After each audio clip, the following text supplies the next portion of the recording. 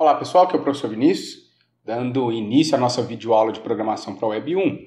Hoje nós vamos começar a falar realmente sobre o Java Enterprise Edition e fazer os primeiros exemplos de programação web utilizando o Java realmente. E utilizando o NetBeans e tal, né? Vamos ver o que mais ou menos como a gente vai continuar vendo, né, ao longo do curso, né? Então hoje nós vamos começar a falar de Servlet e durante todo o curso nós vamos estar falando sobre ele também. Então nós vamos começar falando sobre a introdução ao Java Enterprise Edition. O que vocês estudaram até o semestre passado era Java, só que era a versão standard, a versão padrão do Java. E a partir de agora nós começamos a falar do Java Enterprise Edition, que precisa da versão standard. Tá? Então tudo aquilo que vocês viram lá vai ser acrescentado de mais algumas novas coisas que nós vamos ver aqui nessa aula de hoje e nas próximas aulas. Então, o que vem a ser esse Java Enterprise Edition? É a versão do Java desenvolvida para aplicações mais complexas. Então, o que ele vai fazer? Ele facilita o desenvolvimento de aplicações que vão necessitar de segurança, robustez, integridade dos dados, escalabilidade, serviços web. Então, com essa versão Enterprise do Java, isso aqui é facilitado para a gente. Muitas das coisas que nós precisaríamos implementar já estão prontas e é só a gente utilizar. Hoje mesmo nós já vamos ver a questão da web, o quanto é simples subir um servidor, desenvolver uma aplicação web com Java. E hoje nós vamos ver que é simples, mas durante o curso, em aulas mais para frente, vocês vão ver que tem coisas mais fáceis ainda, tá? Então ele fornece uma interface padrão comum para componentes e containers em diferentes servidores de aplicação. Aí bagunçou, né? O que vai ser essas coisas, né? O container, pessoal, é como se fosse o nosso servidor web. Não é necessariamente o servidor web, não, tá? É como se fosse o servidor web e os componentes as ferramentas que nós vamos criar. O código que eu crio são os meus componentes e o container, o meu código vai rodar dentro do container. Tá? Então, vai fornecer uma interface para que eu consiga, nos meus componentes, utilizar os recursos que estão disponíveis no container. E aí, em diferentes servidores de aplicação. Ou seja, como esse Java Enterprise Edition ele não é um software em si, ele é uma especificação. Tá? E aí, essa especificação é implementada. E aí a implementação dessa especificação é o que nós vamos estar utilizando. Tá? Então segue as especificações desenvolvidas por usuários e fabricantes de tecnologia Java. A especificação do Java Enterprise Edition ela não é criada por uma única pessoa ou uma única empresa. Um conjunto de empresas e de usuários se reúnem para decidir as especificações do Java Enterprise Edition. E aí depois as diversas empresas vão implementar os servidores de aplicações com os containers dessas especificações. Então, por exemplo, o Apache vai implementar na verdade o Apache não implementa inteira, mas vamos dizer, o Eclipse vai implementar o Java Enterprise Edition, vai pegar essa especificação e criar uma implementação, que é até o que a gente vai ver hoje, que é o Glassfish. Então, dentro do Java Enterprise Edition, eu vou ter os containers, né? O que vai ser o container? Ele é criado pelos fabricantes de ferramenta, pela Oracle, pela Apache, etc. É como se fosse um pequeno sistema operacional. Não é um sistema operacional, tá, pessoal? É só para a gente ter uma ideia. É fornecido pelos servidores de aplicação que implementam o Java Enterprise Edition. Então, eu vou ter um servidor de aplicação. Dentro desse servidor, eu tenho um container, tá? O meu container. Por exemplo, um servidor de aplicação pode ser o Glassfish, que é o que a gente vai estar vendo hoje. Mas eu vou apresentar, pessoal, o Glassfish, mas nada impede que vocês utilizem outros containers, tá? Não tem problema. A grande maioria dos conteúdos que nós vamos ver este semestre pode ser feito em qualquer servidor de aplicação ou container web. A única coisa que vai mudar é só um detalhe, quando nós formos falar de data source e pool de conexão, eu vou mostrar específico para o Glassfish, é a única coisa que vai ser específica para o Glassfish. O restante de todo o conteúdo que nós vamos ver durante esse semestre pode ser feito em qualquer servidor de aplicação ou container web. Esse container web controla o ciclo de vida dos componentes, e aí vão existir dois tipos de container Java Enterprise Edition, o container web e o container EJB. O que nós vamos trabalhar nessa disciplina é a parte do container web. Então você pode usar, por exemplo, o Tomcat, que é só um container web. O Tomcat não implementa toda a especificação Enterprise Edition, ele implementa a parte do container web. Então, para essa disciplina vai funcionar também perfeito, tá? Não vai ter dificuldade. Então, os containers estão dentro dos servidores de aplicação, tá? E aí eles representam como se fossem pequenos sistemas operacionais ou pequenas... Não chega a ser uma máquina virtual, porque a máquina virtual é o Java Standard Edition, né? Aquele que vocês já estudaram. Mas é mais ou menos aquela ideia, tá? Toda a nossa aplicação, todo o código que nós vamos escrever vai rodar dentro do container, ok? Aí os componentes são os códigos que são criados por nós. Ele vai executar os componentes, que são os códigos que nós criamos, são executados dentro dos containers e é como se fosse uma aplicação rodando dentro do sistema operacional. Volto a repetir, não tem nada a ver, não é um sistema operacional, é só para a gente ter uma ideia para facilitar o entendimento. Então, o container é como se fosse o sistema operacional e o componente é como se fosse um programa que nós escrevemos. Servlets, JSP, JSTL são algumas das APIs do Java Enterprise Edition, tá? Que serve para o desenvolvimento web, que é o que nós vamos estar estudando durante esse semestre. E aí vamos ver agora, pessoal, como é que a gente pode instalar e configurar tanto o Glassfish quanto o NetBeans. O Glassfish é um dos servidores de aplicação, não é o único. Tem o Woodfly, tem o Tomcat, que não é um servidor de aplicação inteiro, mas já é um container web. Então tem vários outros. Eu vou estar falando aqui do Glassfish. Então o Glassfish vai ser o meu servidor de aplicação, tá? E o NetBeans vai ser a minha IDE, vai ser o software que eu vou escrever o meu código, tá? Então eu vou precisar, pessoal, instalar e configurar essas duas ferramentas, tanto o servidor de aplicação quanto o meu editor, o meu IDE. Eu vou mostrar o Glassfish, o NetBeans. Se você quiser falar, não gosto de utilizar o NetBeans, prefiro o Eclipse, tem o IntelliJ, tem vários outros, você escolhe, não tem problema, tá? A mesma ideia é o Glassfish. Você fala assim, não, quero utilizar o Tomcat, pode usar, né? Volto a repetir, só vai ter um conteúdo que nós vamos ver, que eu vou mostrar exclusivo para o Glassfish, o resto funciona em qualquer um outro, tá? Inclusive, né, o que a gente vai ver que eu vou mostrar só para o Glassfish, que é diferente de cada container de aplicação, container web, vai ser o pool de conexão e o data source, e tem também para os outros, tá? Eu que vou mostrar nesse cara aqui, no Glassfish.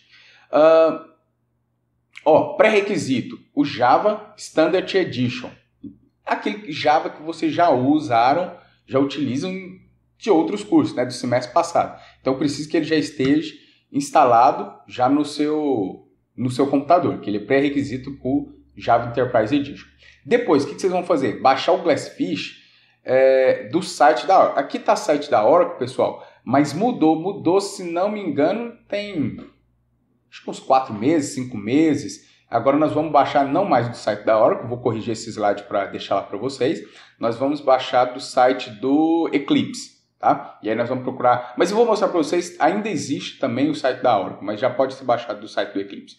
Aí depois nós vamos descompactar o arquivo baixado no diretório da nossa preferência. Depois, mesma coisa com o NetBeans. Vamos baixar o NetBeans lá do site do Apache, descompactar no diretório da nossa escolha também. Então, baixar o Glassfish, baixar o NetBeans e descompactar. Não precisa instalar, tá? Nada. Se você já tem o Java Standard Edition instalado, o resto das ferramentas não precisa ser instalado. Nós vamos só baixar e descompactar. Tá? Deixa eu pegar aqui. Então, você vai no Google, digita NetBeans, provavelmente vai ser o primeiro... Aqui é o primeiro ou o segundo links que você vai ter aí. Já pode até pegar esse aqui, deixa eu ver. Pode ser esse aqui. Aí você já tem aqui, download. Aí você escolhe aqui o binário. Pode escolher direto binário, não precisa. Se você estiver usando lá o Windows, pessoal, pode instalar, não tem problema. Mas eu acho que não instalar, para você ter, sei lá, no menu iniciar, ter os atalhos e etc. Se preferir, pode pegar direto aqui o .zip e descompactar ele depois, tá? Aqui você escolhe, por exemplo, né, o espelho, pode ser lá o servidor da Unicamp. né? Aí vai clicar aqui, pronto, baixa, salva aí e depois basta descompactar ele. Depois que você baixou e descompactou, você vai ter uma pastinha. Aqui, vai ter essa pastinha aqui. Dentro da pastinha, você vai ter o NetBeans. Aí aqui, ó, dentro de binários, né? Aqui dentro de binário. Aí você tem aqui o arquivo, né? Então, no meu caso, eu estou no Linux, eu rodo esse aqui. Se você estivesse no Windows, aí tem aqui para 64 bits e tal, né? Então já baixa aí o que for mais adequado para você. Beleza, depois de baixar o NetBeans, aí é hora de baixar o Glassfish. Aí o Glassfish até pouco tempo era da Oracle e agora já está lá no Eclipse. Então se você pegar, por exemplo, esse link aqui, ele vai te trazer aqui, né, Java Enterprise Edition, deixa eu ver aqui, download. E aqui, pessoal, tem a versão 5.01, tá? E observa aqui embaixo que ele fala, ó, esse projeto, ele agora faz parte do EE4J, dessa iniciativa, e aí fala que esse repositório aqui está arquivado, tá? E que as coisas agora vão estar, deixa eu ver aqui, e aí todas as atividades vão acontecer lá no repositório do Eclipse, tá? Então é essa informação que ele está te dando aqui. Então isso aqui está arquivado e as coisas agora vão acontecer no repositório do Eclipse. Mas se você pegar aqui, ó, rolar um pouquinho para baixo, você vai ver, deixa eu ver, deixa eu tirar esse 2020.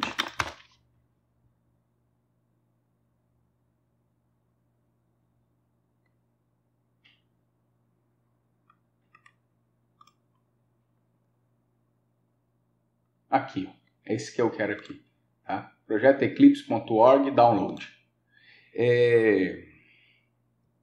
Aqui, pessoal, nós temos a versão 5.1, tá? Já é a versão final, né? Ainda tem algumas versões que estão em desenvolvimento, que é a versão 6, mas a versão 6 vocês podem até utilizar, tá? Nas aulas e tal, não tem problema, pode utilizar. Mas eu não aconselho em produção mesmo, se você for, vamos pôr em produção alguma coisa. Eu não aconselho, por enquanto, utilizar essa versão 6, não. É melhor utilizar, então, aqui a 5.1, tá? Aí basta baixar ela também, né? Vai clicar aqui, baixa aí, já está fazendo download aqui lá da Universidade do Paraná. Faz o download. É um arquivo zipado também, compactado. Eu não vou baixar, que eu já tenho outra versão aqui. E descompactar, tá? Então, se eu pegar aqui o meu Eclipse, o meu Glassfish, tá aqui, ó, o meu Glassfish 5, aí ele tá aqui, basta descompactar e pronto, tá aqui. Aí o que vocês vão precisar fazer agora?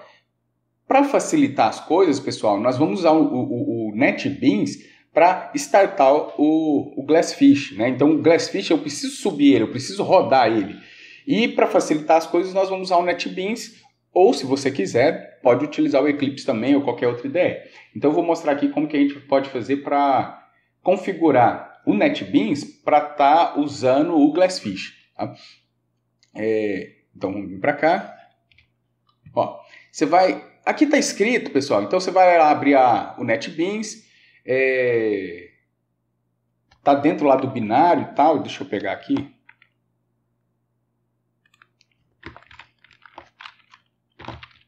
Você abre o NetBeans aqui, aí dentro tem um binário, aí você tem aqui o NetBeans, você pode abrir ele. Opa!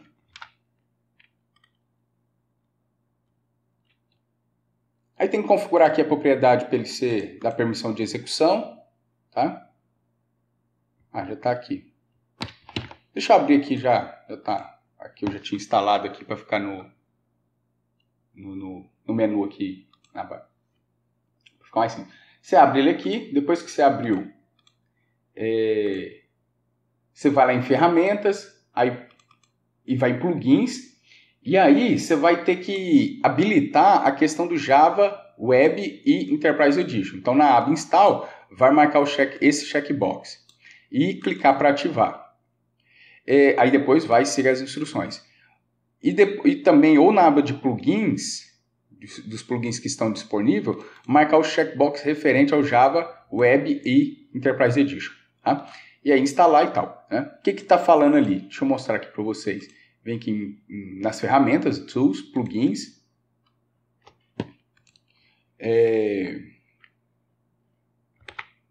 aqui tem que estar instalado esse cara aqui, ó, Java Web e Enterprise Edition, né? Então, se não tiver instalado, você vai clicar aqui e mandar instalar, né? No meu caso, já está instalado. E aí, depois, você vem aqui para ativar, ó, os plugins que estão disponíveis. Você vai procurar aqui. Deixa eu ver aqui.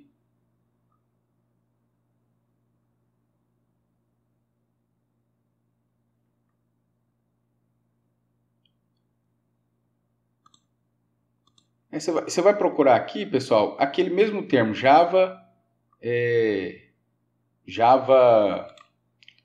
Web e Enterprise Edition. Tá? Aí você vai procurar aqui a mesma ideia, marcar e mandar instalar. Provavelmente não está aparecendo aqui para mim, porque já está instalado. Tá? Então, provavelmente, acho que é por isso que não está aparecendo aqui. Okay? Então, tem que fazer essa etapa aqui. Né? Por quê? Para habilitar o NetBeans a conseguir trabalhar com Java Enterprise Edition. Tá? Então, essa é a operação que nós vamos ter que fazer aqui. Depois, no menu Ferramentas, nós vamos escolher certo. O que nós vamos fazer agora? Falar que nós vamos usar o Glassfish. Ou falar que vai utilizar o Tomcat ou qualquer outra servidor de aplicação. Tá? Então, nós vamos em Ferramentas, Serve, e aí vamos adicionar um server. Tá? Então, o que está falando ali? O que é para ser feito? Vem aqui em Ferramentas. Aí tem servers, aqui. No meu caso, eu já tenho aqui, ó, já está instalado, mas se não tivesse, você viria aqui em adicionar. Mesmo também, pessoal, pode ter um instalado, você instalar outro. Então, por exemplo, essa é a versão 5. Se eu quisesse, eu podia baixar a versão 6 e adicionar também. Então, você vai clicar aqui em adicionar server, fala qual que você quer, se é Tomcat, se é Glassfish, se dependendo da versão do NetBeans já tem outras opções, dá um nome para ele, né? Então, Glassfish e a versão, aí clica em Next, aí você vai no browser aqui e vai procurar onde foi que você salvou o Glassfish, no caso o meu está aqui, né? Aí você escolhe lá a pastinha que está o Glassfish, aqui isso, local domain e tal, e aí clica em Next, aqui ele está falando que já existe, por quê? Porque eu já tenho isso aqui pronto, já está instalado, né? Mas não tem muito mistério não, então, por exemplo, aqui basta mudar, né? E depois clicar em Finish, né? Mas pode deixar só domain aí, domain 1, não tem problema não, pode deixar o padrão, tá? E aí clicar em Finish, tá, pessoal? E aí você já vai ter o Glassfish configurado para você trabalhar aqui no NetBeans. Tanto é que depois você pode vir aqui nessa aba de serviços, e aí você vai vir aqui Servers, e aí ó, vai estar aqui o seu Glassfish. Se ele tiver com a setinha verde assim, é porque ele está rodando, tá? Então aqui eu consigo, por exemplo, parar ele, ou com o botão direito eu consigo subir ele. Mas nem precisa fazer essa etapa aqui. Quando você pressionar F6 no seu projeto, ele já starta o Glassfish aqui para você. Tá? Nem precisa se preocupar com isso aqui. Tá? Então por enquanto aqui é só a ideia de pegar o NetBeans e configurar para a gente estar trabalhando com Glassfish. Tá? Essa é a ideia aqui desse slide aqui. Depois vocês pegam esse slide, dá uma lida aqui mais com calma, você vai ver como é que você vai fazer aí. Então, baixa o Glassfish, baixa o NetBeans ou o Eclipse, né? A ideia que você preferir, e configura para trabalhar com Glassfish, com Tomcat ou também com outro servidor de aplicação que você queira.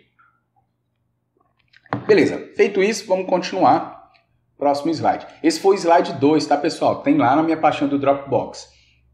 E agora vamos falar pegar aqui o slide 3 e aí sim falar da introdução à programação para web. Vamos ver como é que o Java trabalha com essa parte do desenvolvimento web aqui do lado do servidor. Ó, nós vamos começar falando de Servlet, tá? Então nós vamos falar aqui algumas aulas sobre Servlet e depois, mais para frente, no curso, nós vamos falar sobre JSP. Então vamos lá, o que vai ser esse Servlet, né? Servlets são classes Java que estendem a classe HTTP Servlet, tá? Então, eu vou herdar dessa classe HTTP Servlet, que é uma classe que faz parte do Java Enterprise Edition e que está no meu container, o Glassfish, que vai ter essa classe aqui, tá? Trata de requisições web. O que esse servlet vai fazer? Vai tratar as requisições web que foi recebida dos clientes e devolver uma resposta. Então, um navegador, por exemplo, faz uma requisição para minha aplicação. O servlet recebe essa requisição, trata ela, faz o que precisa ser feito e devolve uma resposta. Essa resposta vai ser enviada de volta para o cliente, por exemplo, o navegador. Tá? Eu vou falar aqui, pessoal, que o cliente sempre vai ser o navegador e nós vamos ser o servidor. Tá? Mas nem sempre o cliente é um navegador. Um cliente pode ser uma outra aplicação Java. Tá? Mas o mais comum é o cliente ser o navegador web. Tá? O servlet, pessoal, ele é a base do desenvolvimento web em Java. Então, várias outras tecnologias que nós temos em Java que trabalha com web, usa por debaixo dos panos o servlet. Então, por exemplo, o JSP que nós vamos ver em outras aulas, ele por debaixo dos panos usa o servlet. Qual que é o ciclo de vida do servlet? Numa aplicação comum que vocês faziam lá no segundo período, você escrevia uma função main estática para poder iniciar o seu programa. Aqui nós não vamos fazer isso. Não é o nosso código que vai ter a função main para começar. Né? Quem vai cuidar do nosso código é o container. Tá? No caso aqui, o container web, que fica lá dentro do Glassfish. Então, dentro do Glassfish tem um container web e nosso programa roda dentro desse container web. Então, nosso programa não tem uma função main estática para iniciar. Tá? Então, quem controla todo o ciclo de vida da nossa aplicação, do nosso servlet, vai ser o container web. E aí, o ciclo de vida do servlet, que é controlado pelo container, vai ter a inicialização. Depois, nós vamos atender as requisições e é aqui que nós vamos ficar a maior parte do tempo, o nosso servlet fica aqui a maior parte do tempo, né? Porque a inicialização é só o comecinho e a finalização só na hora, vou desligar o servidor, aí acontece a finalização. Né? Então, todas as requisições, recebi 1000 requisições, está aqui, né? Atendendo as requisições. Então, tem a inicialização, depois atende as requisições e depois finaliza. O servlet ele pode ser inicializado quando o servidor web inicializar, então, startei o servidor web, pode ser que o meu servlet seja inicializado, ou quando eu fizer a minha primeira requisição para o servlet. Depois que o servlet foi iniciado, ele fica esperando as requisições dos usuários, dos clientes, tá? Enquanto ele estiver ativo. Aí, por fim, o servlet será finalizado quando o servidor web for finalizado ou quando a aplicação se tornar inativa. Então, o ciclo de vida do servlet vai ser isso aqui. Ele está inicializando, aí o container executa o método init do meu servlet. Aí o meu servlet está inicializado e aí ele pode servir as requisições. Enquanto ele estiver servindo as requisições, toda vez que chegar uma requisição de um usuário, de um cliente, o meu container vai chamar o método service do meu servlet. Lembre-se, o servlet vai ser uma classe que estende o HTTP servlet. Nessa classe eu posso ter alguns métodos. Dentre esses métodos, um deles é o service. Toda vez que chega uma requisição de um cliente, o método service é executado. Quando eu não for mais usar o servlet, quando eu for parar o meu servidor web, vai ser chamado o método destroy e aí faz as coletas de lixo e termina. Então nós vamos ter o método init, que é executado na inicialização do servlet. Então, por exemplo, eu preciso criar uma conexão com o banco de dados, eu preciso ler um arquivo, preciso inicializar alguma coisa, eu faço dentro desse método init. O método destroy é para liberar os recursos. Então tem que fechar uma conexão com um banco, fechar um arquivo, fechar qualquer coisa. Eu faço aqui nesse método destroy. E depois que ele foi inicializado e antes de ser destruído, toda vez que receber uma requisição, é o método service que vai receber. O que o método service recebe como parâmetro? Ele recebe a requisição, que é um cara do tipo HTTP Servlet Request, e recebe também a resposta, que é um cara do tipo HTTP Service Response. Tá? E o método service, ele fica responsável por chamar algum dos métodos do tipo do, que vai ser o quê? Do get, do post, do delete, do update, assim por diante. Né? Nós vamos trabalhar aqui nessa disciplina só com get e post, né? Que são aqueles métodos que eu até comentei na outra aula, na última aula. Né? Então nós temos método get, método post e alguns outros métodos. Quem vai chamar o meu método get ou o meu método do post é o método service. Tá? Então eu até posso, pessoal, escrever dentro do método service, sobrescrever o método service da classe HTTP Servlet. Mas, no geral, eu não mexo no service. Eu vou mexer no do get, do post e do delete e assim por diante. Quando o container recebe uma requisição, ele vai verificar se o servlet já foi instanciado. Se o servlet não tiver sido instanciado, o container instancia o servlet. Então, observe que não é o meu servlet que recebe a requisição. Quem recebe a requisição é o container web, que está lá dentro do Glassfish. Então, o container recebe essa requisição. Aí, o container é que vai passar a requisição para o meu servlet, né? Que vai estar representado aqui por esse request.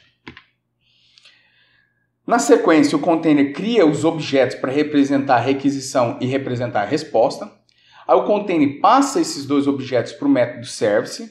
O método service chama o método adequado para tratar a requisição. Que método adequado vai ser esse? Do get, do post, assim por diante. Enviando como parâmetro a requisição e a resposta. Então o service pega a requisição e a resposta e passa para o do get ou para o do post, assim por diante. Depois que o processamento é feito, né, aí uma resposta é enviada para o cliente. E os objetos que representam a requisição e a resposta, eles vão ser destruídos pelo container. Tá? Então, isso que está aqui em palavras, eu vou mostrar para vocês em imagem, que uma imagem fala mais que 1000 palavras. Né? Então, ó, chegou uma requisição. Então, supondo que aqui eu vou ter um navegador web, e o navegador faz uma requisição HTTP. Essa requisição chega aqui no container web, o container que vai receber a requisição. Aí o container vai verificar, ó, existe um servlet, o servlet já foi instanciado. Se ele não tiver sido instanciado, o servlet vai criar, o container vai criar o servlet. Aí chama o método init e aí o servlet está pronto. Aí o container cria os objetos request e response, que está representado aqui por esses carinhas aqui. O container web que vai criar isso. E aí ele pega a requisição e a resposta e passa para o método service do meu servlet. E esse método service é o responsável por chamar o do get ou do delete. Ou qualquer outro do, tá? Mas eu vou falar só do get e do delete, que é o que nós vamos usar nessa disciplina. Aí, esse cara aqui, lá no, por exemplo, dentro do get, gera uma resposta. Né? Essa resposta é enviada de volta para o navegador web, né? Que é, por exemplo, um código HTML. E, na sequência, o container destrói os objetos request e response que tinha sido criado aqui. O container vai destruir eles. Tá? E, toda vez que chegou a requisição, queria request response, passa isso para o service. O service passa, por exemplo, para o do get ou do post, pega a resposta, envia de volta para o cliente. Né? E aí isso fica se repetindo. Quando você for parar o seu servidor, aí chegou a hora da morte, chama o método destroy do seu servlet e aí a memória é liberada, os recursos são liberados. Vamos lá, vamos agora pôr a mão na massa e vamos implementar um servlet. Como que a gente vai fazer isso? Vamos criar uma classe Java normal, que estende o método HTTP Servlet. Primeiro eu vou fazer, pessoal, tudo na mão, tá? Eu vou criar uma classe, nós vamos fazer aqui o passo a passo. Mas depois nós vamos fazer tudo com NetBeans, você vai ver que mandou criar e já gera o código principal para a gente, tá? Mas antes da gente fazer isso, vamos fazer na mão. Vamos criar uma classe que estende HTTP Servlet. Essa classe deve ter a anotação @WebServlet. É com essa anotação que o container vai saber que se trata de um servlet. Tá? E tem que estender essa classe aqui também por causa dos métodos que ela tem. Por exemplo, o método init, o método destroy, assim por diante. E aí, nesse @WebServlet, nós vamos indicar o caminho virtual do servlet para que o cliente possa acessá-lo. O caminho virtual é a URL que o usuário vai digitar. Né? Então, vai colocar lá, por exemplo, localhost / o nome do servlet, que é esse caminho virtual. Aí a gente tem que implementar, no mínimo, um dos métodos do. Então, nós vamos implementar ou do get ou do post. Os métodos do tipo do recebem como parâmetro um objeto do tipo HTTP Servlet Request, que representa a requisição, e também um HTTP Servlet Response, que representa a resposta. Tá? Na requisição, nós conseguimos obter alguns dados da requisição. Por exemplo, os parâmetros que foram enviados, cookies, cabeçalho da requisição e etc. Então, tem algumas informações que nós conseguimos obter na requisição. O objeto do tipo HTTP Servlet Response ele vai representar a resposta, e com este objeto a gente consegue escrever num fluxo, num string de saída. E esse fluxo de saída, esse string de saída, é o que a gente vai enviar para o cliente, é o que a gente vai enviar lá para o nosso navegador. Tá? É a resposta que vai para o navegador. Eu escrevo aqui nesse fluxo. Tá. Aquilo lá que nós falamos aqui em texto, em código, é isso aqui. Né? Então, um código de um servlet. O que vai ter? Você vai começar especificando essa anotação aqui. Então, @webservlet. Aí você pode dar um nome, né? Por exemplo, o nome aqui é servlet, e a URL é o que o usuário vai digitar lá na URL. Então, aqui eu estou falando que é /servlet, então vai ficar localhost /servlet. Então, essa aqui indica a URL. Aqui é o nome do servlet, daqui a pouco a gente vai para que isso aqui serve.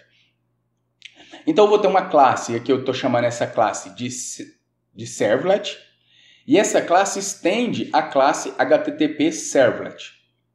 Aí eu vou sobrescrever algum dos métodos do tipo do, aqui por exemplo do get. Esse cara recebe um objeto do tipo HTTP Server Request, então esse objeto request representa a requisição, e também um cara do tipo HTTP Server Response, então esse response aqui representa a resposta. E aí, aqui, não estou trabalhando com um request, está trabalhando só a resposta. Eu pego a resposta, posso definir o tipo de conteúdo, aqui eu estou supondo que é HTML. Se a gente quisesse enviar, por exemplo, um código XML de volta, seria text/XML. Então, quem faz lá disciplina de gerenciamento de dados para web, né, é assim que nós vamos utilizar quando eu quero enviar um XML, text/XML. Se é um HTML, text/HTML, se é um CSS, text/CSS, assim por diante. Aí depois, eu pego um cara do tipo printWriter, que eu estou chamando aqui de out. Esse out aqui, pessoal, que eu vou obter ele a partir do response. Então eu falo response.getWriter. Esse out aqui é como se fosse um system out que eu tenho no console. Só que o system out do console escreve no console. Esse out aqui eu vou escrever no fluxo de saída que eu vou enviar para o cliente. Então aqui, por exemplo, out.println, ou out.writer. Então, mesma ideia, mais ou menos aquilo que a gente escreveria no console, só que enviando para o navegador. Então, o que o navegador vai receber? Vai receber um Olá Mundo dentro das tags de H1. Tá? E no cabeçalho, lá no navegador, vai ver que o tipo de conteúdo é HTML e a codificação de caracteres do TF8. Sim, como é que eu vou fazer o mapeamento? Aqui eu falei para vocês que o nome, a URL que o usuário vai digitar, é esse aqui, ó, servlet. Mas pode ser diferente também. Eu posso fazer um mapeamento usando XML, tá? Então, usando web.xml. Eu vou parar um pouquinho, pessoal. Nós vamos fazer este código aqui, testar, e depois eu venho e continuo esse slide aqui, tá?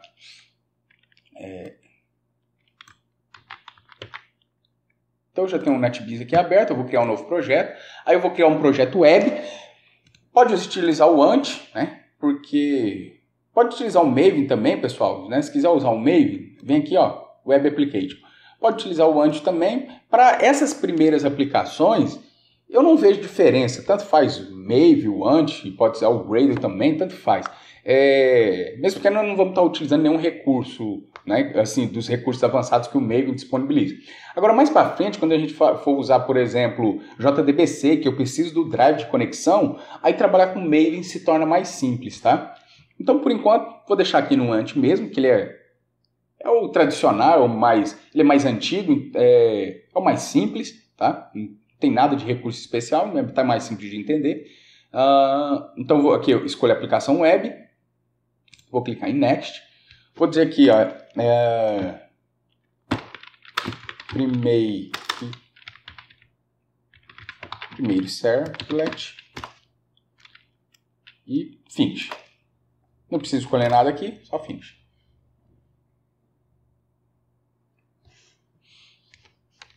Se eu tivesse colocado o Maven, a primeira vez que a gente instala e vai usar o Maven, ele baixa várias coisas, sabe? Aí demora um pouquinho mais. Mas só a primeira vez, depois também o Maven fica rápido.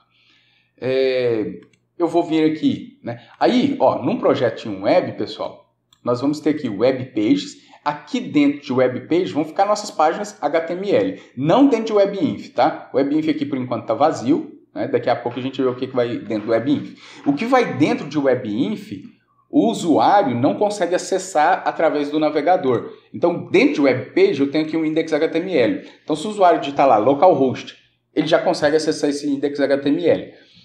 E aí consegue acessar qualquer coisa que está dentro do webpages, menos a pastinha webinf e tudo que está dentro do webinf. Tá? Então, isso aqui é o que é público para o usuário acessar usando uma URL, usando um navegador. Aí depois eu tenho aqui source packages, que são os meus. Aqui eu vou colocar os pacotes e as minhas classes Java, incluindo também o servlet, que é uma classe. Tá? Então, dentro de webpage, HTML, CSS, JavaScript e mais para frente, quando a gente estudar JSP, vai aqui também. E aqui vão os nossos pacotes e as classes Java. Então, eu vou criar um pacote aqui e eu vou chamar de pacote. Fica bem simples de entender. Vou criar aqui uma outra classe. Vai ser Observe que eu posso criar direto aqui um servlet, tá, pessoal? Só essa primeira vez eu vou criar uma classe Java para que vocês possam entender, né? Depois nós vamos usar essa opção aqui. Então, eu vou criar uma classe Java. Vou chamar aqui de meu servlet. Aí, o que eu vou colocar? Eu tinha até copiado e colado, mas eu vou, acho que vou fazer de novo. Deixa eu pegar aqui. Então, eu vou colocar essa anotação aqui. Vou até digitar. Ó, é o arroba web servlet.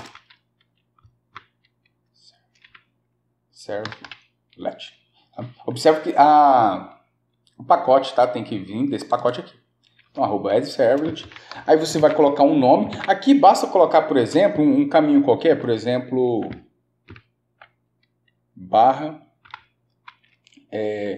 /servlet. Essa aqui, deixa eu ver aqui. Essa aqui, pessoal, é como o usuário. O que o usuário vai precisar colocar na URL do navegador para acessar esse meu servlet. Tá? Então, não necessariamente preciso colocar um nome da minha classe. Pode ser um outro nome qualquer, né? Tipo, início. Pode ser também, não importa. Isso aqui é o URL. Esse é o nome da sua classe. Tá? E um não precisa necessariamente ser igual ao outro. Geralmente é o mesmo nome, tá? Mas nem sempre. Tá? Pode escolher nomes diferentes. E aí esse cara aqui vai estender o HTTP servlet. O HTTP servlet. HTTP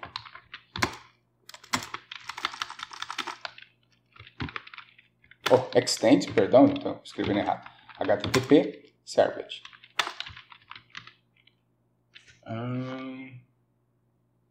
Não é esse cara aqui não, tá? O que nós vamos querer é esse cara aqui, ó, Java Servlet HTTP.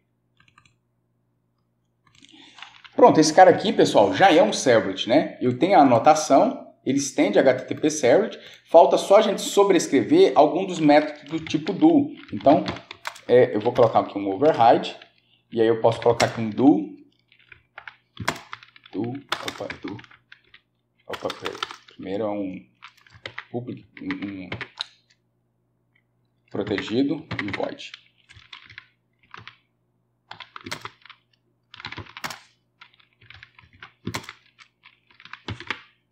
Do get. Deixa eu já colocar aqui que ele escreve já para mim.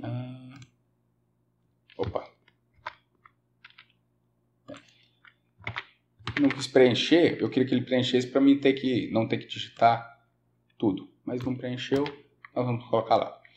Do get. Aí, HTTP request. Java, esse cara aqui, ó, desse pacote aí. Né? Então aqui é o meu request. Aí eu vou receber também a resposta. Então HTTP servlet response. E aí desse pacote aí, Java Servlet HTTP. Esse é o response. E pronto, é isso. Né? Aí, tem essas exceções aqui que vão ser lançadas, tá? Mas já vou fazer aqui o response get writer. Ó, o response. Bom, você tem aqui o get writer. Aí esse cara, ele retorna aqui, ó, um print writer, tá vendo? Então você vai colocar aqui um print writer. E aí, se for chamar ele aqui de out, e aí ele recebe esse retorno aqui. Aí, ele vai pedir aqui para me colocar on try catch ou lançar os erros. Então, vou colocar aqui para lançar.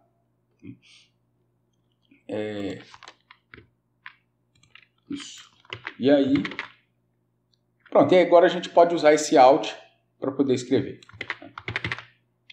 Então, out.print. Pode ser print ln, tanto faz. E aí a gente pode colocar aqui, então, por exemplo, H1, meu primeiro servlet, e fecha o H1. Aqui código HTML normal, pessoal. Observe que eu não coloquei o tipo de conteúdo, né? Não coloquei isso ainda. Então vamos rodar aqui. Para rodar, pressiona F6, ou então eu clico aqui. Observe que aqui no service, se não tiver rodando o Glassfish, ele sobe o Glassfish para mim, tá? Na hora que eu pressiono F6, ele já sobe o Glassfish para mim. Aqui ele está mostrando isso aqui, pessoal, porque aqui, por padrão, é o index, né? O index HTML. Então, o que ele está me mostrando ali é o que está aqui dentro desse index HTML. Só que eu não quero o index HTML, eu quero o meu servlet. Qual que é o nome que eu dei para o meu servlet? Ó, eu dei o nome de início.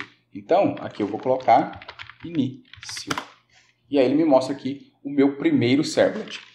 Se eu pressionar aqui F12, vem aqui em rede, carregar de novo. Aqui, início.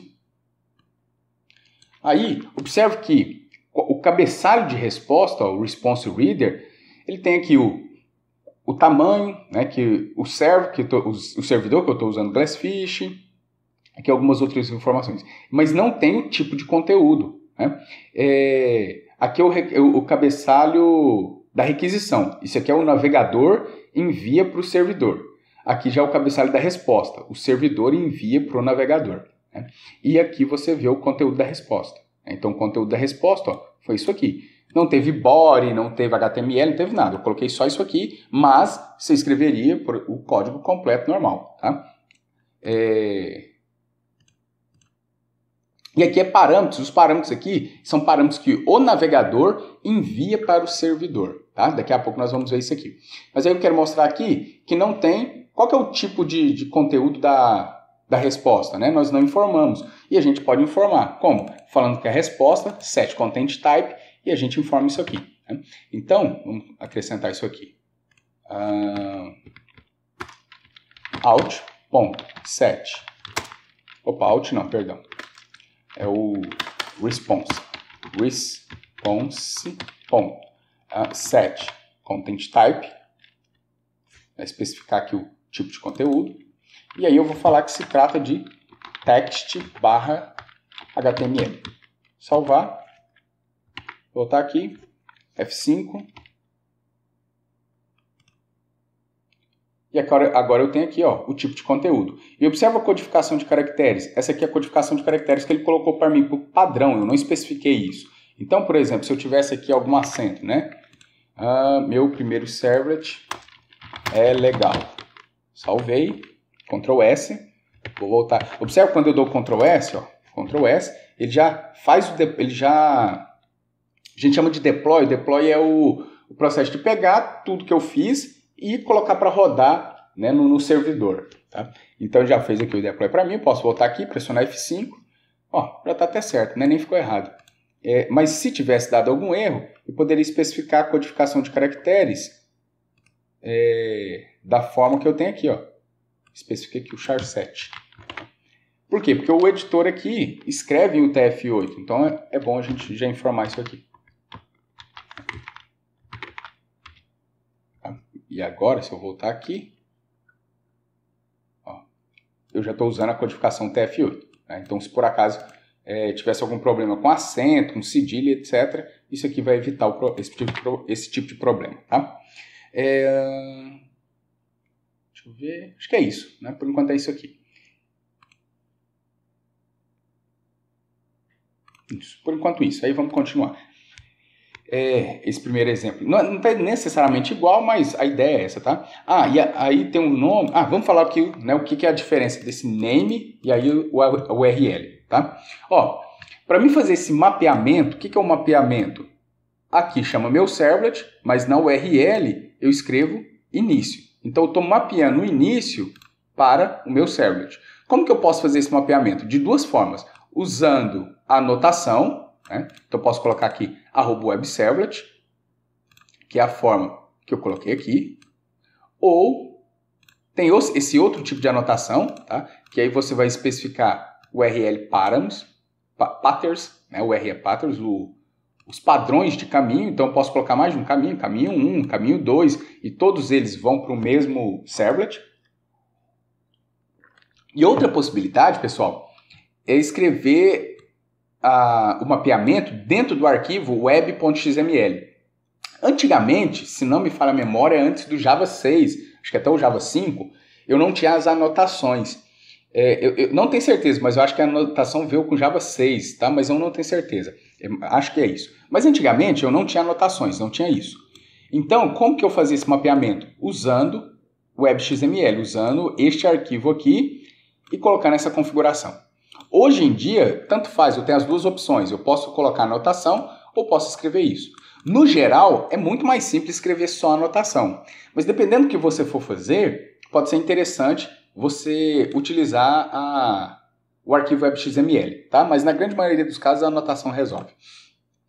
Então, usando o arquivo web.xml, como é que a gente vai fazer para falar que uma classe é uma classe que estende HTTP Servlet, para falar que essa classe, que o container tem que tratar ela como um servlet? Então, você vai colocar aqui a tagzinha de servlet, aí aqui tem um servlet name, e aí você escreve um nome, tá? Um nome qualquer. Aqui você especifica qual que é a classe, então, por exemplo, no nosso caso eu vou pôr pacote, ponto, e aí pacote, ponto, meu servlet, né? Então, coloca o caminho completo. E aí depois você coloca aqui servlet mapping, e aí você fala o name. Qual que é o nome? Meu servlet, que é o mesmo nome que você colocou aqui. O nome que você pôs aqui é o nome que você vai dar aqui, né? E aí em seguida você coloca o padrão da URL, que na hora que ele inserir essa URL, ele vai acessar o servlet, meu servlet. Quem é esse servlet, meu servlet? É o servlet dessa classe aqui, tá? Então tem dessas duas possibilidades, né? Então vamos escrever? Aí esse arquivo aqui, ó, esse arquivo web.xml, a gente chama ele de descritor da aplicação. O descritor da aplicação vai dentro do arquivo webinf, tá? Então posso clicar aqui com o botão direito. Na verdade posso clicar em qualquer canto, porque o descritor da aplicação sempre vai ser inserido dentro do webinf, tá? Então pode ser em qualquer canto. Eu venho aqui e peço para inserir aqui, ó, Standard Deploy Descriptor, o descritor da minha aplicação. Se não estiver aparecendo aqui para vocês, pessoal, vocês podem vir aqui em Other, e aí vocês têm aqui outros, deixa eu ver, não. Aqui um Web, e aí tá aqui, ó, o descritor da aplicação, né? Aí clica em Next, pronto, Finish. E aí ele já escreve para você aqui dentro o descritor da sua aplicação. Tá? E aqui, por exemplo, vou escrever um outro servlet aqui. Vou escrever com a classe, tá? Ainda. Então, vamos dizer aqui, vai ser o outro servlet. Para não ter que digitar tudo, eu vou copiar daqui.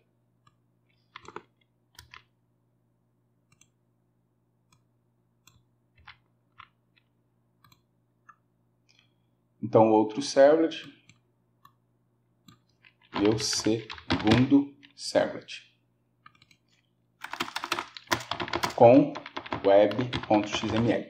Então, observe aqui que eu não coloquei aquela anotação, essa anotação aqui. Se eu não coloquei a anotação, o container não tem como saber que essa classe é um servlet. Essa classe, apesar de estar estendendo o HTTP servlet, o container não identifica ela como sendo um servlet válido, um servlet que ele precisa gerenciar, que ele precisa inicializar, que ele precisa atender as requisições e passar para ele. Então o container não consegue entender isso. Então a forma de fazer isso é ou pela anotação ou escrevendo aqui no arquivo web.xml, tá? Então eu vou salvar aqui e nós vamos escrever lá usando o arquivo web.xml. Então, vou colocar a tag servlet, aí dentro servlet name, servlet class. Então, vamos voltar aqui. Vou colocar aqui então servlet.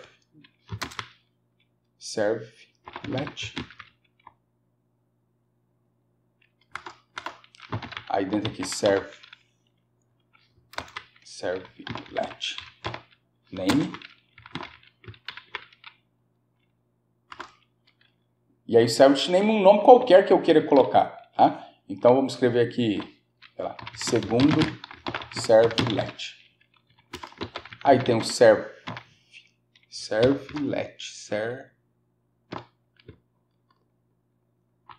deixa um E aqui sobrando.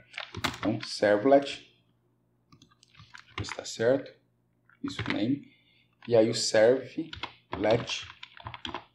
class, isso. E aí eu vou colocar aqui então o pacote, pacote com P maiúsculo, ponto, outro servlet.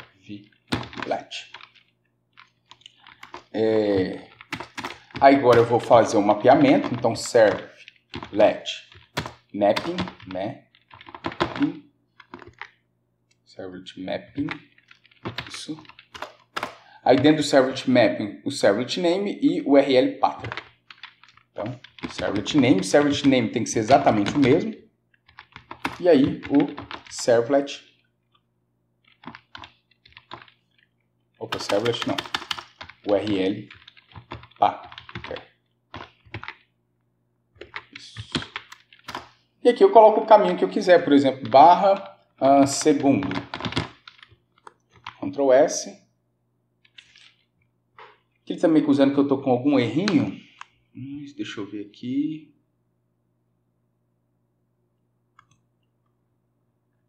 Eu não consigo identificar. Nós vamos rodar. E aí, se gerar algum erro, aí eu volto aqui e tento identificar. Talvez é só o editor que não atualizou, não sei. Vou rodar e aí se tiver algum erro a gente volta aqui. Então, a URL que eu vou acessar é o segundo, tá? Então, vamos voltar aqui. Talvez, pessoal, aconteça de você precisar reiniciar o servidor, tá? Então, talvez você precise vir aqui. Não é em todo caso, não, mas alguns casos acontece um erro. Tipo, você alterou o código, salvou e ele fala que fez o deploy, mas não fez, não funciona, né? Então, em alguns casos, o que você precisa fazer? Em alguns casos, reiniciar o servidor. Em outros casos, você precisa limpar a aplicação. Em alguns casos, você precisa vir aqui, clicar com o botão direito e dar um clear. Dar um clean, para limpar. Aí ele limpa tudo que você fez na aplicação. Tipo, é como se você tivesse compilado, é como se tivesse não. Ele compilou para você e aí você manda limpar, ele apaga todos os compilados. Aí na hora que você mandar rodar, aí ele compila tudo de novo e roda aqui para você, tá? Então agora eu vou acessar o segundo. E aí vamos ver se vai funcionar. Ó, meu segundo servlet com WebXML, certinho. Tá? Então, duas possibilidades, né, para a gente fazer, usando o arquivo WebXML, o descritor da aplicação, ou simplesmente usando a anotação. Fizemos aqui, construímos a classe, tudo direto, mas dá para também, pessoal, para a gente vir aqui direto, botão direito, e ao invés de criar uma classe Java, eu já posso vir aqui direto em servlet. Aí eu especifico o nome do servlet, vou deixar aqui new servlet mesmo. Fala, ó, dentro de qual pacote que eu vou colocar isso, né? Já está aqui. Quando você clica aqui com o botão direito em cima do pacote, ele já vai criar aqui dentro desse pacote, tá? E vamos colocar aqui o servlet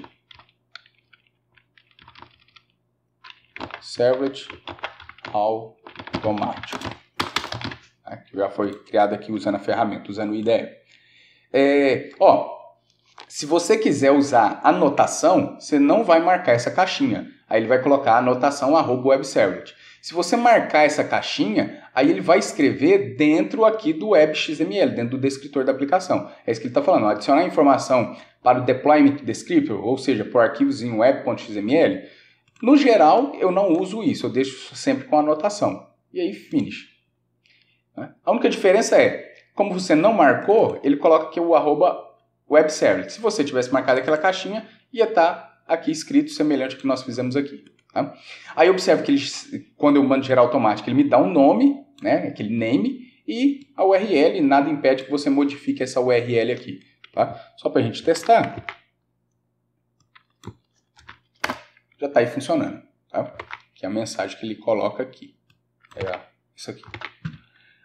Bom, quando ele gera automático, pessoal, aqui o código que o NetBeans gera, isso é configurável, tá? O NetBeans que está gerando isso aqui, mas dá para modificar. Aí, por padrão, ele gera esse Process Request. Esse Process Request é próprio do NetBeans, é o NetBeans que cria isso, né? Aqui, você vai encontrar o doGet e também o doDelete, e ambos chamam o Process Request, tá? Então, se você, tanto o get quanto o post vai chamar esse método aqui. Então, se você quiser só atender get ou só atender post, aí vai ter que modificar aqui, tá? Aí o NetBeans que já traz essa facilidade de entregar aqui. Observa o que nós temos aqui, né? Que o NetBeans já gera automático. Já cria aqui o Content Type, especificando que é HTML e que a codificação de caracteres é o TF8. Já pega o response getWriter, chama de out, né? E já coloca aqui dentro de um try, porque quando terminar esse cara aqui, esse out já é fechado. E aí out print ln, type HTML, HTML, read, title, body, o H1, né? E aqui mostrando o contexto, o caminho, o caminho do contexto, né? Que ele está mostrando aqui, deixa eu ver, isso, né? Primeiro servlet. Isso, né? Fecha o body, fecha o HTML. Tá? Não se preocupe com isso aqui não, nós vamos ver isso aqui na próxima aula. E aí, isso aqui é o que ele já gera automático. Continuando, né? GetWriter, que nós já até vimos, response getWriter. O que esse cara faz? Retorna um objeto do tipo printWriter. Nós já vimos, é semelhante a um systemout, só que para web, né? Permite escrever dados no formato texto. Então, ele escreve aqui texto. Né? Permite escrever os dados aqui no formato texto. Por exemplo, né? Aqui escrevendo um H1, tudo no formato texto. Aí nós temos o getOut. Output Stream, que permite fazer mais ou menos a mesma coisa que o printWriter faz, só que para dados binários, né? Então, permite escrever dados no formato binário. Então, por exemplo, eu preciso mandar para o usuário uma imagem, um arquivo de áudio, um arquivo para o usuário fazer download. Como que eu vou fazer isso? Então, eu vou utilizar o response getOutputStream. Né? Aí, cria-se o out do tipo servletOutputStream. Aí, nesse exemplo aqui, ele cria um file aqui, que está chamando de f, cria um array de byte, né, do tamanho do arquivo, do f.length, tamanho desse arquivo aqui, dessa foto. Aí, cria-se um stream de entrada, que é um file output stream, para poder ler o arquivo, né, que arquivo? Esse arquivo f aqui, que é a foto. Aí, lê os dados da foto, do arquivo, e escreve nesse array aqui dados, né? nesse array de bytes aqui dados. Então, lê do disco e escreve aqui na memória, nesse array aqui. E depois, o out, esse cara aqui, vai escrever estes dados. E aonde ele vai escrever esses dados? No fluxo de saída que vai ser enviado para o cliente, né? Na resposta da requisição. Aqui você poderia também definir o content type, né, da mesma forma como a gente faz, como nós fizemos aqui, o set content type, você poderia lá colocar, por exemplo, img/jpeg, por exemplo, né, ou o tipo de imagem que você tem aí. O navegador ele já é inteligente o suficiente para verificar que é uma imagem e tal, mas em alguns casos dá problema, é bom a gente sempre especificar, né?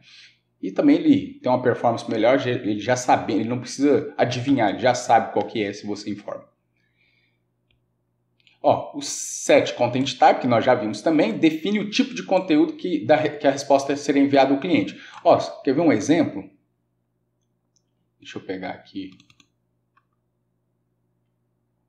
Esse exemplo aqui, por exemplo, desse cara aqui, deixa eu pegar o primeiro. Pode ser esse aqui, que a gente chamou de início. Então, aqui ele me mostra, por que ele está me mostrando assim? Porque ele está entendendo que isso é HTML. Mas se eu viesse aqui, modificasse, colocasse, por exemplo, XML. Se eu pressionar F5, ele já me mostra dessa forma. Por quê? Porque ele está entendendo isso aqui como um arquivo XML. Então eu modifico o tipo de conteúdo e o navegador sabe, ó, se esse tipo de conteúdo é HTML, eu vou renderizar como HTML. Se é XML, eu vou mostrar esses dados XML. Então o navegador já sabe disso e como que ele vai saber disso? Observando o tipo de conteúdo, tá? Então, vou deixar aqui HTML mesmo. E aí vamos continuar aqui. Então, define o tipo de conteúdo que a resposta será enviada para o cliente. Pode definir a codificação de caracteres também. Define o tipo MIME da página. Esse MIME, pessoal, vai ser isso que a gente tem aqui, ó. Por exemplo, texto HTML, texto XML, se não me falha a memória, application /PDF, se não me engano, para arquivos PDF. Então tem vários, né? Para você ter uma relação completa, você pode acessar esse endereço aqui, você vai ver os diversos tipos de MIME que a gente pode ter. Então aqui, se eu rolar aqui para baixo, então tem vários aqui, não dá para decorar, é bom ter uma referência que na hora que você precisar você procura. Se não me engano, esse aqui também não são todos, tá, pessoal? Acho que é só alguns, os mais utilizados. Aqui, ó, né? A lista com todos os tipos oficiais está aqui, ó. E aí você pode rolar aqui e ver depois o que você precisar. Então tem aqui, por exemplo, se eu quero, por exemplo, PDF. Tem isso aqui, mas tem outra forma assim, ó, application /PDF. Né? Eu quero uma imagem.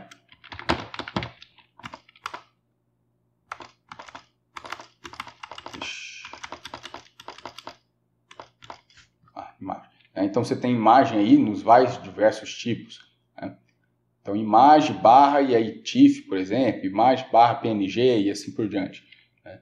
Se eu encontro aqui, imagem barra PNG e assim por diante, tá? Então tem vários tipos MIME, né? Não dá para decorar tudo não. Então você já tem a referência aí. E esse cara aqui, para a gente pegar os parâmetros, eu vou mostrar um exemplo primeiro com esse getParameter, depois eu volto e mostro um exemplo com getOutPutStream, tá? E aí a gente fecha, deixa eu ver, isso. E aí a gente fecha por hoje, tá? Então, o que esse getParameter faz? Ele pega o parâmetro recebido na requisição. Que parâmetro é esse? O parâmetro pode ser um parâmetro, por exemplo, um dado que o usuário digitou num formulário web, né? Aquele dado que ele digitou é enviado para o servidor como parâmetro, né? Ou os parâmetros que vão na requisição, quando eu faço uma requisição via get, tá? Então esse método recebe como parâmetro a string, que indica qual é o parâmetro da requisição que a gente quer obter, que a gente quer pegar, retorna nulo se o parâmetro buscado não existir. Se o parâmetro buscado existir, retorna o parâmetro. Tá? Então vamos ver um exemplo com getParameter, depois a gente vai ver um exemplo com getOutPutStream. E aí a gente fecha por hoje, deixa eu ver, acho que é isso mesmo. Aí nós fechamos por hoje. Então, getParameter. Eu vou pegar aqui esse index.html e vou escrever aqui um formuláriozinho web. Form. Eu vou colocar aqui um input type text. Vou dar um name para ele. Aqui é o importante o name, tá, pessoal? Quando a gente trabalha só com JavaScript, a gente nem precisa se preocupar com o name, né? No JavaScript a gente usa mesmo o ID. Mas quando eu vou trabalhar com informações que eu vou enviar para o servidor, aí o name se torna importante. O que vai ser enviado para o servidor? O name e o value. Tá? É uma chave, o chave e valor. O name é a chave e o valor. Tá? É o que vai ser enviado lá para o servidor. Só que o value, eu não vou colocar aqui, o value vai ser aquilo que o usuário digitar. Então aqui, por exemplo, vai ser nome. Digite seu nome. E aí eu vou colocar um botão de submissão, input type submit. Aí eu não posso colocar um name aqui? Posso, mas no geral não precisa enviar o nome do botão. Né? Pode ser que tenha algum caso que você precise, mas no geral não. Então eu vou colocar só o value e enviar. Então eu vou ter uma caixinha de texto e um botão de submissão. Quando eu clicar no botão de submissão, os dados do formulário, que é só esse dado aqui, vai ser enviado para o servidor. Tá, mas para onde? Para qual servidor? Para que lugar? Aí eu vou informar isso aqui no Action. Então aqui no Action, eu vou dizer, quem vai tratar isso aí vai ser por exemplo, qualquer um desses caras aqui, vamos dizer, vou criar um outro, tá? criar aqui um servlet. Vai ser o tratador.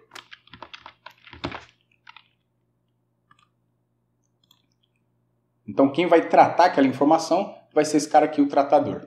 Ó, o tratador está maiúsculo. E se eu quiser que a URL fique minúscula? Basta colocar aqui. Então, a URL agora já é minúscula, tá? Então, vamos botar aqui no HTML. Então, o action vai ser o tratador. E o método, por padrão, pessoal, o método é get. Então, se eu não falar nada, o método é get. Aí, os parâmetros são enviados na URL. Eu vou deixar get aqui por enquanto. Depois a gente vem, muda e coloca o post, tá? Então, eu vou... Isso. Deixa eu mostrar aqui. Não salvei, né? Ctrl S, F5, pronto. Deixa eu tirar essa mensagem daqui. Pronto. Então eu digito o nome aqui, clique em enviar e esse dado vai ser enviado para o servlet tratador. E lá no servlet tratador eu tenho como pegar este parâmetro aqui. Tá? Deixa eu já colocar mais um campo aqui.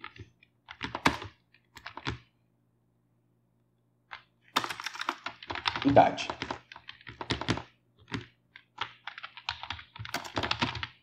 Pronto. Aí quando eu clicar no botão de submissão, vai ser enviado o nome e a idade lá para o servlet tratador. No servlet tratador, eu vou apagar esse process request porque eu quero fazer só para o get ou só para o post, tá, pessoal? Então eu vou clicar aqui, já está aqui o do get e aqui o do post. Como eu não tenho mais o process request, vou tirar esse daqui. Então, vamos, né, por enquanto eu disse que o método... Opa, deixa eu fechar esses outros. O método é get. Se você não escrever o método, pessoal, é get também. Tá? Então, se não falar nada, é get. Então, aqui no get, eu vou mostrar os dados que eu recebi. Tá? Então, eu vou... Opa, deixa eu dar um Ctrl Z. Não, deixa eu dar não. Deixa eu pegar aqui que tem pronto. Para mim não ter que digitar tudo, eu vou copiar isso aqui.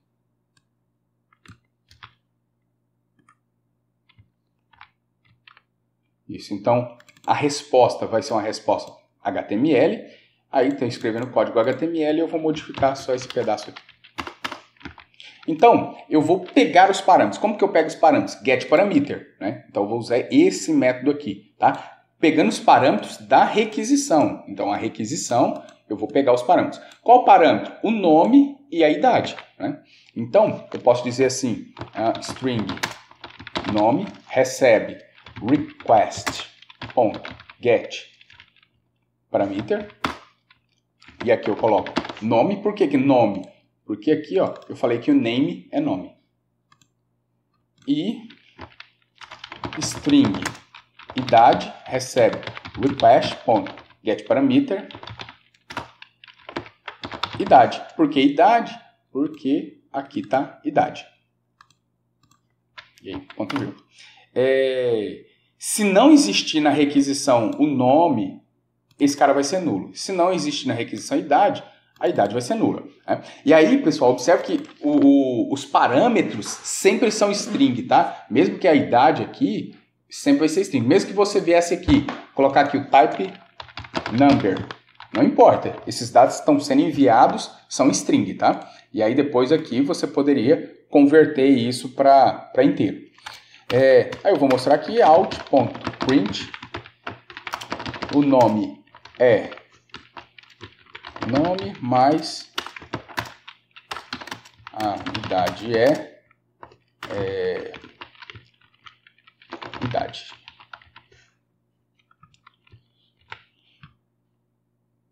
E outra coisa aqui. Out.print método get. E aqui eu vou colocar um H1. Aqui fechar o H1. E aqui eu coloco um parágrafo. E aqui fecho o parágrafo. E aí vamos rodar isso aqui e vamos ver se vai funcionar, né? Então vou pressionar aqui F5, pronto. Então nome, José, idade 40. Enviar. observe, enviei para o tratador, e aí ele manda o nome aqui e a idade. Não sei se vocês conseguem ver. Deixa eu copiar essa URL. Deixa eu colar a URL aqui. Ó, a URL é essa aqui, ó. Observe. Tem um protocolo, o IP, a porta. Por padrão, pessoal, o Glassfish trabalha aqui na porta 8080. Tá? Dá para configurar isso, mas por padrão é 8080. E o HTTP na porta 80. Se tivesse na porta 80, não precisaria falar. Como está em uma porta diferente, por isso que está falando aqui. Aí, o nome do servlet, mas esse nome do servlet é a URL. Opa, perdão, o nome do servlet não. Aqui é o nome do meu projeto, né? O nome da minha aplicação. Primeiro servlet. Aí depois aqui a URL do meu servlet. Aí ponto de interrogação. E agora sim vem os parâmetros que eu estou enviando. Eu estou enviando o nome e a idade com seus respectivos valores. Então aqui vem nome. Aí depois igual a José. Até aqui, né? Ele faz essa transformação aqui. Aí E comercial para separar os parâmetros. Aí idade igual a 40. Né? São esses os parâmetros que eu recebi e esses os parâmetros que eu consigo obter aqui. Quando eu trabalho com o método GET, os parâmetros são sempre enviados aqui, na URL. Agora, quando eu trabalho com o método POST, aí não, aí vai no corpo do protocolo HTTP. Então, se eu modificar aqui, ao invés de GET, colocar um método aqui igual a POST, aí a gente já não vê mais os dados na URL. Né? Vou voltar aqui, carregar essa página. Então, vou digitar o nome aqui, Pedro, 30, enviar. Observe, eu vejo aqui tratador, não vejo os parâmetros que foram enviados aqui. Tá em branco aqui, por quê? Porque aqui no post eu não tenho nada aqui dentro. Se eu tivesse colocado, eu iria ver alguma coisa. Né? Então agora os parâmetros já foram enviados usando o método POST. Se é método POST, esse cara não faz nada. Quem vai fazer aqui agora alguma coisa é esse cara aqui. Vamos copiar esse código aqui. E vamos colocar aqui no do POST. E vou mudar só aqui para POST. Vou voltar. Carlos 20. Enviar. Ó, agora sim, método POST. E aí tá os dados do Carlos e a idade também. Vamos voltar lá no método GET, que tinha dado probleminha na codificação de caracteres. Né? Deixa eu deixar aqui como GET, salvar. Voltar aqui. Então, vamos colocar aqui José, idade 30. E aí, dá esse probleminha aqui na codificação de caracteres. O José, ele modifica isso aqui. Né? Como é que eu posso fazer para corrigir? Eu posso vir aqui, ó, e falar, ó, os dados que eu estou recebendo estão usando a codificação UTF-8. Então, eu vou falar aqui, ó, requisição, request, ponto, set content type, set char7 encode. Então, a codificação de caracteres da minha requisição, eu estou usando o TF8. Aí eu resolvo aquele tipo de problema. Vou voltar aqui, recarregar, José 40, enviar. Aí o José já vem acentuado certinho, né? Então eu informei aqui que os dados que eu recebi, está usando o TF8, aí ele já faz tudo certinho. Tá?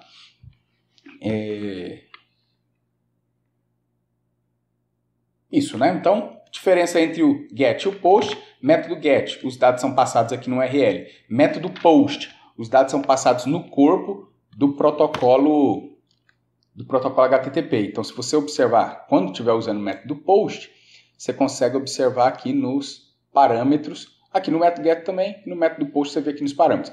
Né? E no método GET, eu tenho isso aqui na URL. No método POST não, é só no corpo da requisição. Isso, né? Acho que por enquanto é isso. E agora nós vamos fazer um outro exemplo, né? Agora vamos fazer um exemplo. Já falamos de GetParameter, Agora vamos fazer um exemplo usando o getOutputStream. Tá? Então nós vamos ter uma imagem, pegar essa imagem e aí enviar para o cliente. Então vamos supor o seguinte. Se eu tenho uma imagem e quero mostrar essa imagem para o usuário, pessoal, basta colocar a imagem aqui. Deixa eu pegar uma imagem aqui na internet.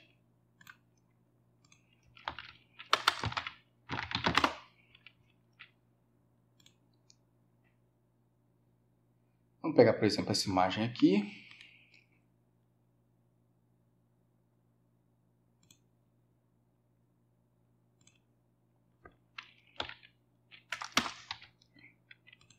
Isso é NetBeans Project, é meu primeiro servlet. E aí eu tenho aqui o web, e aí eu vou salvar aqui como árvore, sem acento. Então, salvei ele como árvore mesmo. Ó, já está aqui. Né? E se eu quiser acessar essa árvore, basta vir aqui e digitar árvore. Opa, árvore.jpg. Pronto. Veja a minha árvore, né? Consigo acessar de forma direta. Mas vamos supor que essa árvore aqui seja a imagem do rosto de um usuário. E o usuário precisa estar logado no sistema para ver essa imagem. Né? Então, uma imagem que eu não quero que o usuário venha aqui e consiga acessar ela de forma direta. Só quero que o usuário acesse ela se ele tiver o login e a senha correta. Né? Então, como que eu posso fazer? Eu escondo essa árvore. Eu pego ela e coloco aqui ó, dentro de WebInf. O que está dentro de WebInf, o usuário não consegue acessar de forma direta. Se ele tentar acessar aqui, ó, não encontrado. Não existe esse caminho. Então, o usuário não consegue acessar isso de forma direta. E aí, como é que eu posso mostrar essa árvore aqui, mostrar essa imagem para o usuário? Né? Então, eu escrevo um servlet. Então, vou escrever um servlet. Vamos chamar aqui de mostra imagem. Aí eu vou...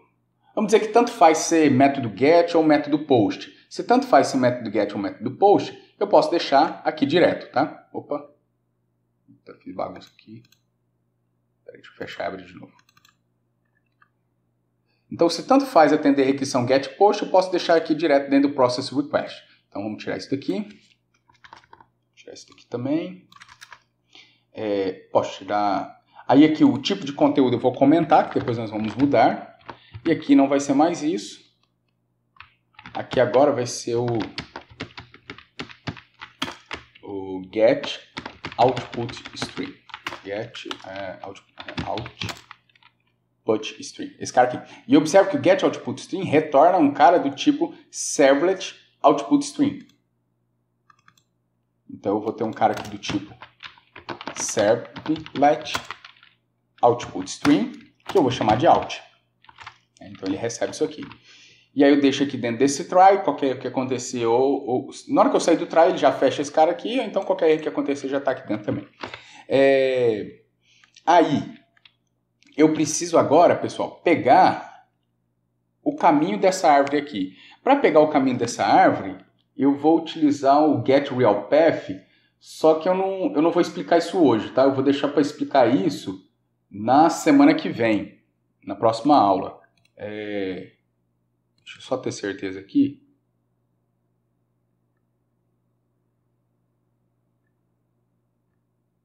Deixa eu ver. Não é na próxima aula, não. Deixa eu já comentar sobre isso agora. Eu vou ter aqui um get servlet context. Ó, esse get servlet context me retorna o contexto da minha aplicação. É o contexto do meu servlet. É como se fosse o meu servlet, tá? Aí esse cara tem aqui um getRealPath que pega para mim o caminho do meu software aqui, do meu sistema, né? O caminho da raiz dessa minha aplicação. Quer dizer, a raiz da minha aplicação se eu colocar aqui a barra. Então esse cara vai me retornar a raiz da minha aplicação. Por que isso? Né? Por que eu não coloco direto lá, por exemplo, barra home, barra Vinícius, barra NetBeans Project, barra primeiro server? Por que eu não coloco isso? Porque pode ser que eu esteja produzindo na minha máquina, mas na hora que eu vou colocar em produção, eu vou colocar no servidor. E o caminho do servidor é outro. Então eu teria que trocar o nome toda vez. Ah, está em desenvolvimento, usa um caminho. Vai para produção, no servidor tem que trocar o caminho. Aí fica inviável, né? Então eu usando esse getRelPath, eu já consigo pegar o caminho onde está a minha aplicação, sem ser um caminho fixo, né? Então eu uso aqui, está funcionando. Se eu colocar no servidor em produção, vai funcionar da mesma forma, tá? Então eu vou colocar aqui string caminho, por exemplo, caminho, recebe isso aqui. Deixa eu fazer diferente. Antes de eu colocar isso aqui, deixa eu colocar aqui de volta o autoprint writer, out, recebe, response.getWriter. E aqui eu vou dizer out.print. E aí eu vou mostrar o caminho. Por enquanto, só para a gente ver qual é esse caminho, tá, pessoal? Só para vocês entenderem. Então, eu vou acessar o Mostra Imagem. Eu vou colocar esse Mostra Imagem tudo em minúsculo. Mostra Imagem. Salvar. E vamos aqui observar. Então, eu vou ter o Mostra Imagem. E, ó, o caminho é Home, Vinícius, aí NetBeans Project, primeiro Servlet, Build, Web. Que é onde o NetBeans, na hora que eu pressiono lá o F6, ou quando eu salvo, né? O NetBeans faz o deploy, ele salva as coisas dentro desse caminho aí, né? Então essa é a raiz do meu sistema, que é diferente, pessoal, de onde eu estou salvando o projeto. Ó, o meu projeto tá aqui, ó, o primeiro servlet. Aí o meu código fonte fica aqui, ó, dentro de src tá a minha classe Java, aqui o pacote, o meu servlet. Dentro aqui de web tá a minha página HTML, tá o meu webinf, tá a árvore, né? Só que quando você pressiona o F6, o NetBeans compila e guarda tudo aqui dentro de build. Ó. Aí aqui dentro de build, você tem aqui web, aí tem aqui o HTML, aqui dentro do webinf tem aquela árvore, aí aqui dentro de webinf também tem as classes, e aqui estão as classes compiladas. Observa aqui que é o ponto .class, né? E o ponto .java está aqui dentro de src.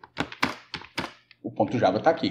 Então, quando você pressiona lá o F6, ou quando você vai salvando, o NetBeans vai, compila os seus servlets, as suas classes, e vai jogando aqui para dentro de build. Tanto é que quando você pressiona aqui o limpar, clean, o que ele faz? Ele remove aquele build. O build sumiu. Se você voltar aqui e pressionar o F6, ele vai reconstruir o build aqui. Tá? Então é isso que o F6 faz. Ele já compila, organiza tudo e deixa aqui para você. E é este o caminho que a gente está pegando aqui quando eu falo aqui quando eu carrego aqui o Mostra Imagem, é esse caminho lá do build que ele está mostrando aqui. E se eu for colocar em produção, colocar no servidor, o caminho do servidor vai ser um caminho diferente. Mas não tem problema, por quê? Porque eu já estou pegando isso aqui no tempo de execução, né? Então eu pego getServletContext, getRelPath, e aí eu pego o caminho da raiz. Só que não me interessa o caminho da raiz, eu quero o caminho do webinf. Então, a raiz, aqui. A raiz, dentro da raiz está o webinf, e dentro do webinf eu tenho o meu arvore.jpg. Vou salvar, Ctrl S, volto aqui, F5, tá aí, eu tenho esse caminho aí, né? Se eu tiver errado, ele mostra nulo, tá? E aí, se o caminho está correto, ele mostra aí o meu caminho, né? Então, este é o caminho deste arquivo aqui em tempo de execução, já depois do deploy, depois eu ter pego a aplicação e colocado ela para rodar. Beleza, agora vamos voltar para o que era antes, né? Vamos utilizar aqui o response.getOutputString. Aí o getOutputString retorna um servlet outputString. Vamos colocar aqui serve outputString. Chama ele de out. E aí ele recebe isso aqui. Com o caminho eu vou criar um file. Então file, vou chamar aqui de f, recebe new file. E aí eu vou colocar aqui já o path name aqui, que vai ser esse caminho. Aí depois eu vou criar um string de leitura, um input string. Vou criar aqui um file input string.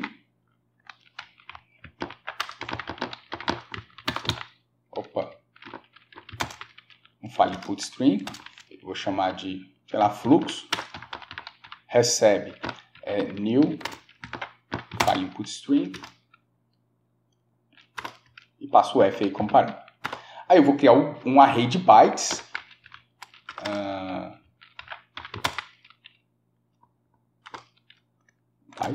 eu vou chamar aqui de dados, que são os dados da imagem, tá, pessoal? Recebe new bytes, byte. E aí qual que é o tamanho desse array? Vai ser o f.length. Então eu tenho um array de byte, que eu chamei aqui de dados, e o tamanho dele é o tamanho desse arquivo que está aqui no caminho, ou seja, o tamanho da árvore.jpg. Né? O que ficou de errado aqui? Ah, tá, tem que converter, né? Aqui esse cara aqui, eu vou converter ele para inteiro. O length aqui, ele retorna um long, e aqui eu forço isso a ser um inteiro. Faço o cast aqui. Aí depois eu vou pegar o meu fluxo, vou ler esse meu fluxo e vou ler e guardar em algum lugar. Onde é que eu vou guardar esse fluxo de dados? Nos dados. E, deixa eu ver o que ficou errado aqui. Deixa eu ver aqui.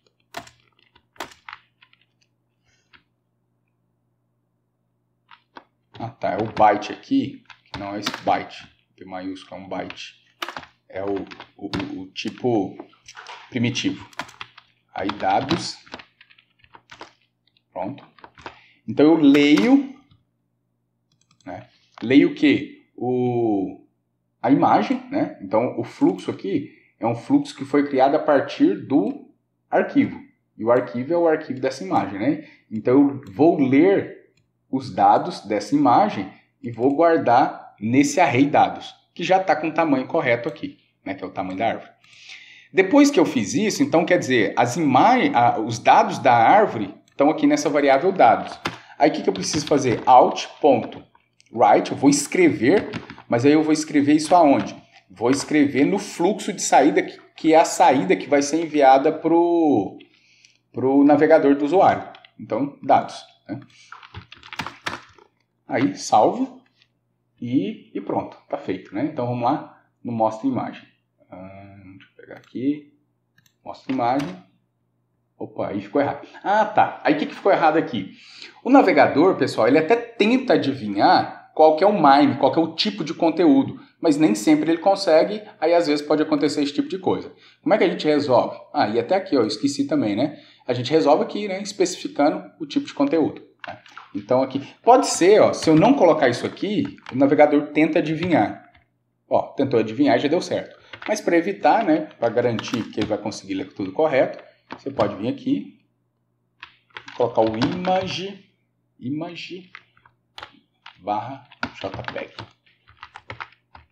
Isso, certinho. Né?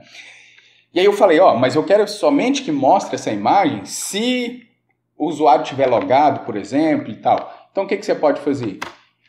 Se alguma coisa faz isso aqui. Então eu só vou mostrar a imagem se alguma coisa for verdadeira. Né? Então, aí dá pra gente brincar, dá pra melhorar isso aqui. Tá?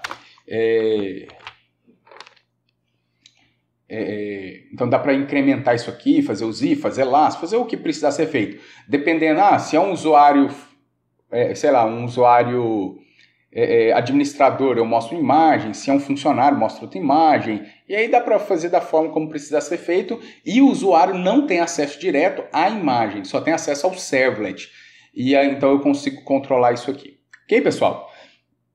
Aí, pessoal, nós vamos ficando por aqui, eu vou deixar um exercício para vocês lá no Moodle, e aí por hoje é isso, um abraço e até a próxima.